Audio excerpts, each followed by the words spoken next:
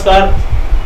जनदर्पण news चॅनलच्या चर्चा तर होणारच या विशेष कार्यक्रमात किंवा मागच्या भागात आपण एक विजय अंकम यांच्याकडून माहिती घेतली की आपण जे स्टेट बँक ऑफ इंडिया आहे त्यामध्ये पैशाची कसं गोंधळ आहे, तिथले अधिकारी कसं गैरवापर करतात, आपल्याला कमिशन कसं भेटेल आणि दुसऱ्यांचं काय झालं मला देणं घेणं नाही या उद्देशाने किती गडबड गोंधळ केले हे आपण त्यांच्या तोंडून ऐकलेलं आहे. आता आपण त्याच्या पुढचं एक अजून एक स्टेप आपण त्यांच्याकडनं जाणून घेऊया की जेणेकरून सोलापुरात आपण जर का कुठल्या बँकेत गेलं, कर्ज काढायला गेलं तर आपल्याला कोणीही कुठल्याही बँकेत जावा, एकच कर्जदार एकाच वेळी एकाच बँकेकडून किंवा जे शाखा असतील त्यांच्या अनेक शाखा असतील त्या शाखेतून फक्त एकाच माणसाला एकाच ठिकाणी कर्ज मिळते.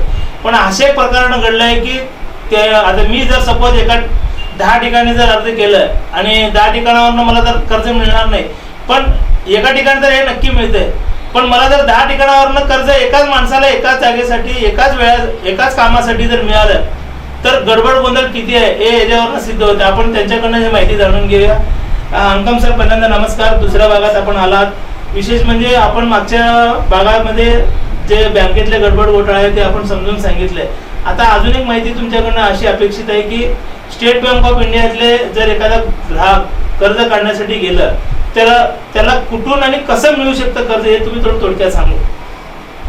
नॉर्मली सर कुठल्याही बँकेत अर्ज जेव्हा आपण एखादा अर्जदार अर्ज करतो त्यांना कर्ज देण्यापूर्वी बँकेचे फील्ड ऑफिसर किंवा इतर अधिकारी त्या सगळ्या कागदपत्रांचा तपास करतात व्यवस्थित आणि त्यानंतर त्यांचं उत्पन्न, त्यांचं सिबिल वगैरे गोष्टी तपास करून त्या अनुषंगाने कर्ज मंजूर करतात.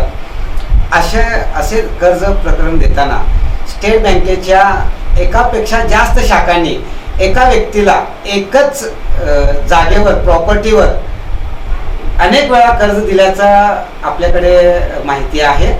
जो न्यायप्रविष्ट असल्याने कागदोपत्री मी आता दाखवू शकत नाही, पण न्यायप्रविष्ट असलेल्या विषयामध्ये या संदर्भात न्यायालयात अर्ज चालू आहे किंवा तक्रार चालू आहे. म्हणजे मला असं म्हणायचं आहे की आता मी जर 10 ठिकाणावरनं कर्ज घेतलं असेल तर फक्त एकाच वेळी मी एकाला कुठल्याही एका बँकेला कर्ज फेड केलं तर त्यांची शाखा असल्यामुळे माझं पूर्ण कर्जमुक्त होऊ शकतो. हा नाही, ऍक्च्युली कसं आहे, आता एखादा अर्जदार जेव्हा कर्ज मागणीसाठी अर्ज करतो, आता स्टेट बँकेच्या 10 शाखामध्ये जर मी अर्ज केलो कर्ज पाहिजे म्हणून, तर 10 शाखापैकी एकच शाखा त्या प्रॉपर्टीवर एकदाच कर्ज देऊ शकते. जेव्हा मी लिगली विचारतो तेव्हा ते नियमानुसार एकच शाखांनी कर्ज दिला पाहिजे. बरोबर. पण तिथं काहीतरी अशा गोष्टी देवाणघेवाण घडला असेल, काहीतरी विशिष्ट प्रकारचा वस्तूमध्ये किंवा इन टर्म्स ऑफ काहीतरी देवाणघेवाण झाल्याचं आहे. न्यायप्रविष्ट असल्यामुळे मी सध्या जास्त त्याविषयी माहिती देऊ शकणार नाही, पण हे स्पष्ट आहे एकापेक्षा जास्त शाखेच्या अधिकाऱ्यांनी संगनमत करून त्या कर्जदाराला कर्ज दिल्याचं माहिती उघडकीस आलेला आहे. बरं, अजून एक छोटीशी माहिती अशी आहे की बँकेकडून अनेकांना वाहन कर्ज असेल किंवा आता तुम्ही म्हटल्याप्रमाणे जागेचं कर्ज, आता वाहनामध्ये पण अशी काही गोंधळ झालेले आहेत. येस सर, सोलापुरातील अनेक बँकांनी, त्यापैकी मी बँकेचं आता स्टेट बँकेचं सुद्धा त्यात कुठं मागं नाही आहे. स्टेट बँक आणि इतर बँकामध्ये सुद्धा कार डिस्ट्रीब्युटर आणि स्टेट बँकेचा व्यवस्थापक किंवा इतर फील्ड ऑफिसर वगैरे त्यांच्याशी संगनमत करून जो ग्राहक अर्ज केलं किंवा ग्राहकाचे परस्पर डीलरने अर्जासाठी आलेल्या अर्ज म्हणून अर्जदाराने कर्जासाठी मागणी केल्या आणि कार लोनसाठी अर्ज केल्याचा दाखवून त्यांनी कर्ज घेतले बँकेकडनं. प्रत्यक्षात तो ग्राहकाने कार घेतलंच नाही, प्रत्यक्ष कार मार्केटमध्ये आलेलंच नाहीये. फक्त कागदोपत्री दाखवण्यात आलेलं आहे की एका ग्राहकाने म्हणजे अनेक ग्राहकांनी असं कारसाठी अर्ज केले आणि त्यांनी आम्ही कर्ज दिल्याचं दिशाभूल करून दाखवून बँकेकडनं पैसा घेऊन बँक मॅनेजर आणि तो डीलर त्या दोघांनी संगनमत करून असे अनेक कारच्या बाबतीत जवळजवळ असं तुम्हाला म्हणायचं आहे का बँकेतले अधिकारी आणि डीलरशिप मधला तो मॅनेजर असेल किंवा संबंधित व्यक्ती असेल या दोघांनी एकमेकाला ऍडजस्टमेंट करून नुसतं वर कागदपत्री सगळं दाखवून सगळ्या गाड्या दाखवल्याचं नुसतं कागदपत्री दाखवून सगळे पैसे गडप केले. 100% असं झालेलं आहे. आणि हे माहिती जास्त स्टेट बँक संदर्भात किंवा इतर बँका संदर्भात बाहेर जर माहिती येत असेल तर बँकाचा व्यवसायावर परिणाम होईल. या कारणामुळे गुन्हे दाखल होण्यास आपल्या पदाचा अधिकाराचा वापर करून कुठेतरी हे दाबत आहे. मग अशा प्रकरणासाठी आर्थिक गुन्हे शाखा पण आहे, त्यांच्याकडे काय तक्रार होत नाही? तेच ना सर, ग्राहकांना आवश्यकता नाहीये. ग्राहकाची ज्याची नुकसान होतो तो 2-4 दिवस 2-4 वेळा चक्रा मारतो आणि प्रत्यक्ष कोणी दाद देत नसल्याचं त्यांच्या लक्षात आल्यानंतर आपलं दैनंदिन काम सोडून हे करू शकत नसल्याचे त्यांच्या निदर्शनास आल्यानंतर तो याचा पाठपुरावा करत नाही. त्याचा गैरफायदा असे अधिकारी घेत आहेत. पण अजून एक छोटस माहिती अशी पाहिजे की मध्यंतरी तुम्ही आता सोलापुरातले जे छोटे छोटे सहकारी बँका आहेत त्या बँकांना काही बंधन आहेत की आपले आलेले जे गुंतवणूक असेल किंवा आपल्याकडे आलेले ठेवी असेल ते निवडक रक्कम आपण गुंतवणूक क्षेत्रात आपण गुंतवणूक करून त्या आर्थिक लाभाचा फायदा ग्राहकांना मिळाला पाहिजे. सोलापुरातले असे काही खाजगी बँका आहेत का की जेणेकरून त्यांनी नको त्या ठिकाणी आपले पैसे गुंतवून स्वतःच्या स्वार्थासाठी ते असं काय केलेलं असं तुमच्याकडे काही नोंदी आहेत का? येस सर, सोलापुरातील काही सहकारी बँकांनी यापूर्वी फक्त स्वतःच्या फायद्यासाठी किंवा SBI म्युच्युअल फंड आणि स्टेट बँकेच्या अधिकाऱ्यांनी त्यांना संभ्रमित करून किंवा अर्धवट माहिती देऊन RBIच्या नियमांच्या उल्लंघन करून म्हणजे RBIच्या नियमांचं पालन न करता त्यांच्याकडनं गुंतवणूक घेतलेला आहे. RBIचा नियम काय म्हणते, जेव्हा सहकारी बँका म्युच्युअल फंडामध्ये गुंतवणूक करून जर नफा कमवायचा असेल तर काही नियम अटी दिलेला आहे, ज्यामध्ये लिक्विड आणि डेट फंडमध्ये गुंतवणूक करायला त्यांना परवानगी आहे. विशिष्ट योजना सोडून इक्विटी किंवा शेअर मार्केटवर आधारित योजनांमध्ये गुंतवणूक करायला सहकारी बँकांना परवानगी नाही.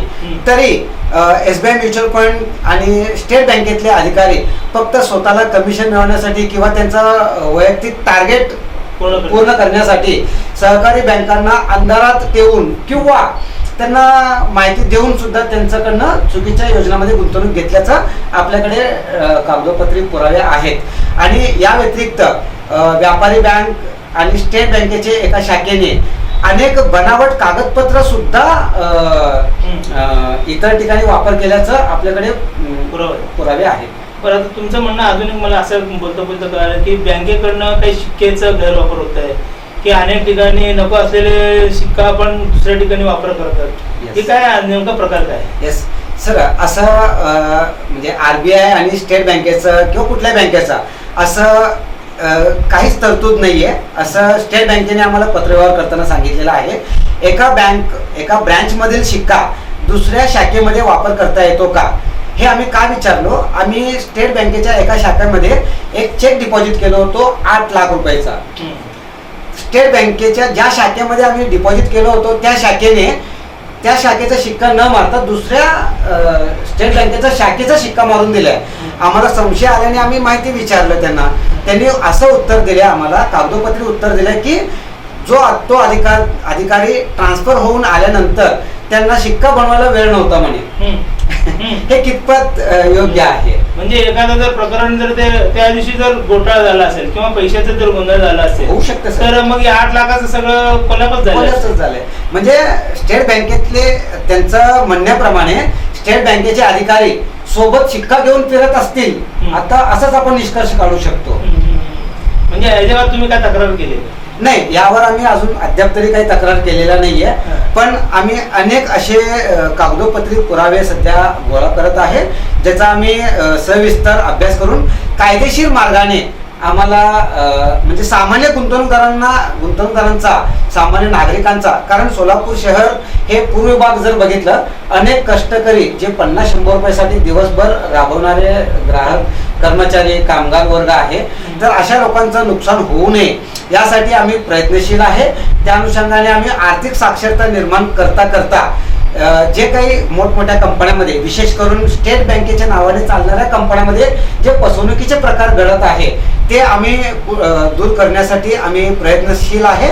आणि कायदेशीर मार्गाने या सगळ्या पुराव्या आम्ही न्यायालयात देऊन रीतसर आम्ही आमचे म्हणणे मांडून सामान्य गुंतवणूकदारांना सुरक्षितता मिळावी हे या हेतूने आम्ही कार्य करणार आहे. तुमचं आता एकंदरीत परिस्थिती पाहता की SBI मधले जे घोटाळा आहे हे दिवसागणित वाढतच चाललेलं आहे आणि आपली तक्रार हे रोजचं दिनचर्याप्रमाणे त्यांच्याशी पत्रव्यवहार चालू आहे. नुकतंच असं तुमच्याकडे कुठला तरी पत्रव्यवहार झाला आहे का की जेणेकरून बँकेतल्या व्यवहाराबद्दल तुम्हाला काय माहिती मिळेल? येस सर, अनेक पत्रव्यवहार आहे ज्यामध्ये दरवर्षी SBI म्युच्युअल फंडाने एका कागदामध्ये स्पष्ट केलेलं आहे, भारतीय स्टेट बँकेतून दरवर्षी किती कोटीमध्ये रिझर्व्ह बँकेने त्यांना आपल्या कामकाजामध्ये कसूर केल्याबाबत दंड आकारलेला आहे. कोटीमध्ये ही आकडा आहे आणि ही आकडा दरवर्षी वाढत आहे. तो कागद आपल्याकडे सध्या उपलब्ध आहे. म्हणजे कर्मचाऱ्यांनी केलेल्या चुकांवर आपण बँकेतल्या ग्राहकांनी त्यांना पैसे पोहोचतात. येस, कर्मचाऱ्यांनी केलेल्या चुकांना रिझर्व्ह बँक त्या कर्मचाऱ्याला दंड न आकारता बँकेला दंड आकारतो आणि बँक अशी जी रक्कम आहे, दंडाची जो रक्कम आहे, ग्राहकांना दंड आकारून वर्ग करते, अशा तरतूद करते. आता सर आपण 3-4 वर्षापूर्वी स्टेट बँकेने किमान बॅलन्स, मिनिमम बॅलन्सच्या अंतर्गत सेव्हिंग अकाउंट होल्डरला कोट्यावधी रुपयांचा दंड आकारणी केलेला आहे, जो पैसा बँकेच्या नफ्यामध्ये न जाता अशा प्रकारे RBIने आकारलेल्या दंडाच्या रूपात त्यांनी दिलेला आहे. म्हणजे आपलं मिनिमम असलेल्या रक्कम आपण जर बँकेत भरलं नाही म्हणून दंड आपल्याकडनं घ्यायचं.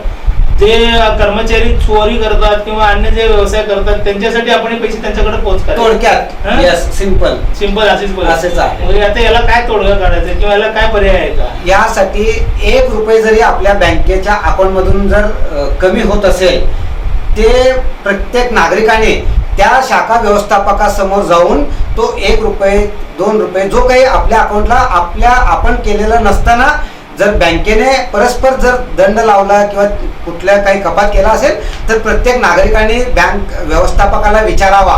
जर बँक व्यवस्थापक जर तोंडी उत्तर देण्यास असमर्थ असेल, देत नसेल, उडवाउडीचं उत्तर देत असेल तर माहिती अधिकार अण्णा हजारे यांनी केलेला हा एक चांगला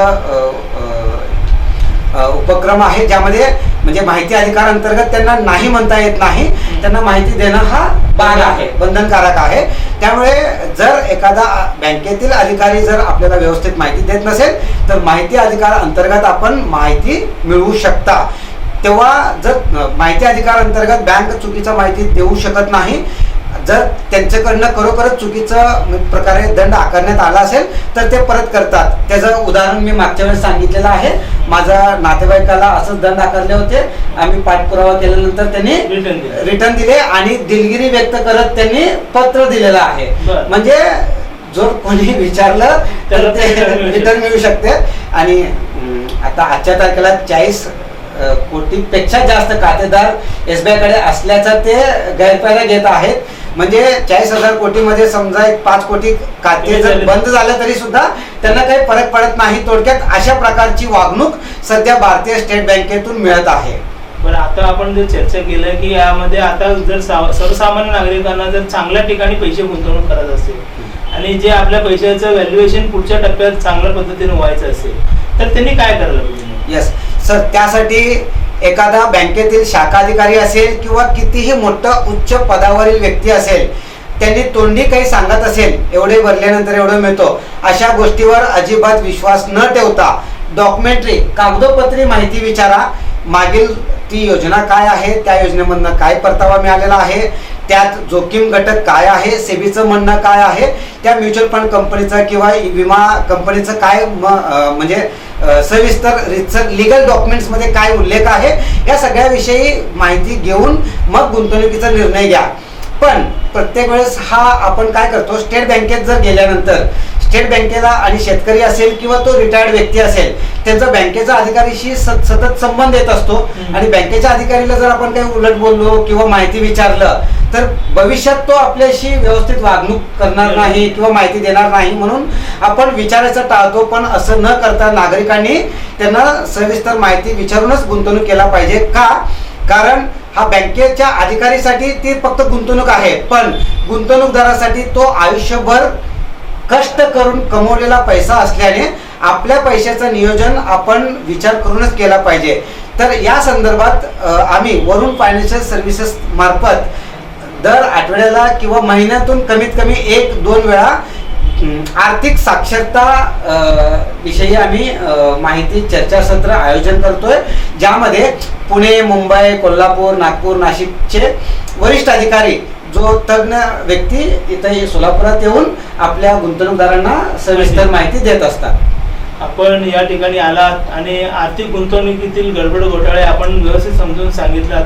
प्रेक्षकांना मी विनंती करतो की आपल्या असलेल्या रकमेचा सदुपयोग चांगल्या ठिकाणी करा आणि आपलं पैसे वाचवा, असं मला या ठिकाणी आजच्या चर्चेतून आपल्याला समजून आलेलं आहे. आपण या ठिकाणी आलात, मोलाचं मार्गदर्शन आमच्या प्रेक्षकासाठी केलं, त्याबद्दल मी आपलं जनदर्पण चॅनलच्या वतीने आभार मानतो. धन्यवाद सर.